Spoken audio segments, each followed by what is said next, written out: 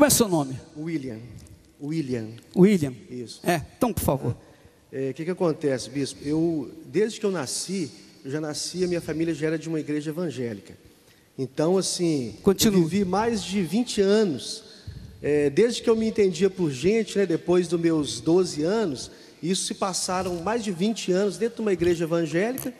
E, assim, sabia a Bíblia toda de capa a capa, cria nas profecias, sabia que era verdade, inclusive era líder de grupos na igreja e tudo, mas a minha vida financeira era uma derrota.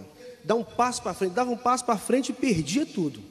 Eu cheguei a ponto, nós casamos e assim, nos dávamos muito bem, mas o que aconteceu? A situação financeira começou a complicar tanto, que isso começou inclusive a afetar o nosso relacionamento. A minha esposa me cobrava coisas assim, básicas de dentro de casa. O aluguel, eu pagava aluguel de um salário mínimo na época, e eu não conseguia pagar o aluguel. Eu cheguei a um ponto que eu fui morar na casa da minha sogra, da mãe dela. Uma perguntinha.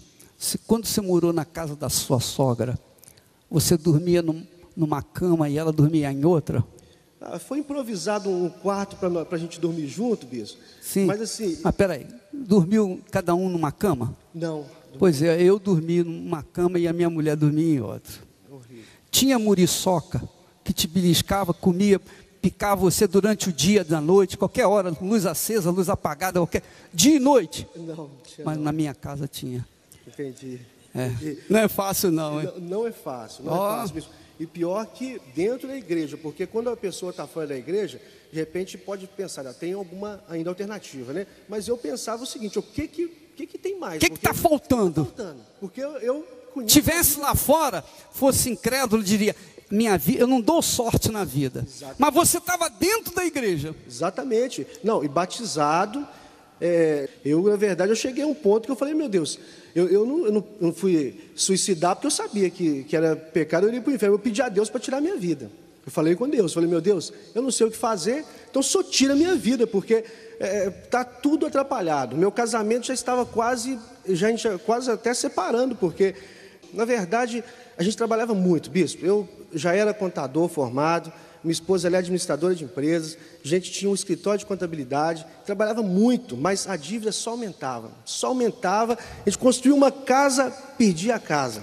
E o que aconteceu para mudar essa história? Na verdade, um amigo insistia comigo para eu poder visitar a Igreja Universal. Eu até acredito porque, de tanto eu pedir para Deus, Deus queria me trazer, mas eu não queria ir porque eu tinha um preconceito muito grande. Inclusive, na igreja que a gente frequentava, foi criado esse bloqueio na nossa mente, foi criado esse preconceito que eu achava que se eu entrasse na Igreja Universal... Aqui para nós, você que esteve do lado de lá, a Igreja Universal assusta, né? Assusta. Eu sei.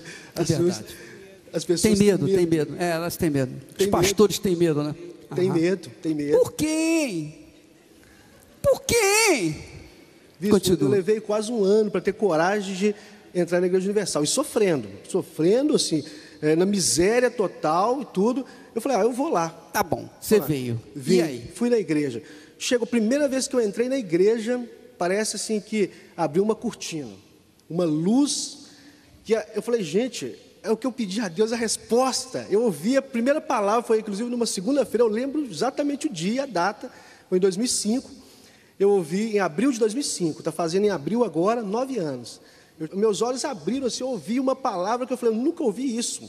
O pastor falando, ele colocando a vida dele assim, falando, se não acontecer aquilo, aquela profecia que o pastor falava com tanta força, com tanta verdade, que eu falei, meu Deus, eu precisava de ter vindo aqui antes, Aí comecei a participar e tal, dos propósitos e tudo, mas demorou um ano ainda, bispo, para eu poder entender o que era o sacrifício. Normalmente o crentão, ou o velho profeta, ou o profeta velho, ele diz assim, Jesus já sacrificou, eu não preciso sacrificar. Exatamente. É ou não? Eu demorei Essa um ano. Conversa mole, né? Exatamente. Essa é a conversa de Satanás para o povo crente. Demorou um ano para fazer essa limpeza, para eu tirar isso, e ouvindo a palavra, só que dentro da Igreja Universal, nesse um ano, eu continuava com os problemas, aí eu falei com Deus, meu Deus, agora, ou o Senhor vai tirar minha vida, ou o Senhor vai mudar a situação. E aí, Deus falou, então, mostra que você confia. E bispo, eu estava com uma dívida na época de mais de R$200.000, impagável, porque eu não ganhava nada, era agiotas, era banco e tudo mais, e a gente só tinha um carro que era totalmente financiado, e tinha um outro carro, que era um Peugeot 206, velhinho, ele valia na época coisa assim, um pouco mais de R$10.000, e assim, era o que ia ajudar para a gente poder comprar alguma coisinha, ou vender ele para comprar alguma coisinha para casa, pagar alguma coisa assim mais urgente e tudo, né? Mas Deus me pediu para poder sacrificar aquilo ali, que era a única coisa que eu tinha.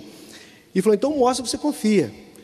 Aí eu falei, então agora eu tenho que fazer a minha parte, se o senhor não fizer, então agora eu estou arrasado, o senhor vai, a minha vida acabou. Eu fui, vendi o carro e sacrifiquei, mas no dia que eu sacrifiquei, eu venci, eu já saí, eu passei no altar, fisicamente não resolveu da noite para o dia não, mas eu passei no altar, quando eu desci eu já tinha certeza de tudo que ia acontecer, eu já desci outra pessoa. E daí para frente, bispo, nos 3 primeiros meses, depois que eu sacrifiquei, para começar, eu consegui pagar minha dívida. Deus abriu minha mente, me deu ideias, me deu estratégia, eu consegui pagar minha dívida com 3 meses. Eu consegui resolveu a sua vida? Resolvi meu problema. Que em quantos anos lá fora, antes de chegar, né? Muito mais de 20 anos. Mais de 20 anos. E um ano na Igreja Universal também não resolveu? Um ano não resolveu, porque eu não tinha entendido ainda o que eu tinha que fazer. Não entendeu ou não teve coragem? Eu não tive coragem, porque eu ouvi a palavra, mas não precisava de tanto assim, né? Que eu cheguei a participar com ofertas até boas pela situação que eu vivia, mas não era o sacrifício.